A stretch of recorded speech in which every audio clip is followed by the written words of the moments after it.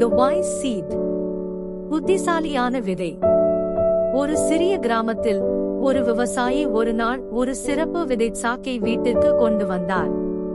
அந்த விதைகள் மிக விசேஷமானவை, பல நிறங்களில் கனி கொடுக்கும் மரங்களாக வளரக்கூடியவை.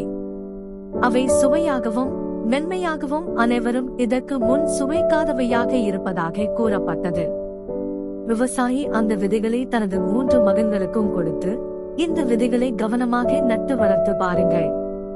உத்தியோகத்துடன் பராமரித்தால் அது உங்களுக்கு மிகுந்த செல்வத்தை தரும் என்று சொன்னார். மூத்த மகன் ஆவலுடன் இருந்தான். எல்லா விதைகளையும் ஒரே நேரத்தில் நட்டு அவை விரைவாக வளர வேண்டும் என்பதற்காக அதிக தண்ணீர் ஊற்றினான். ஆனால் மண் நனைந்து விதைகள் அழுகின. இரண்டாவது சோம்பேறி.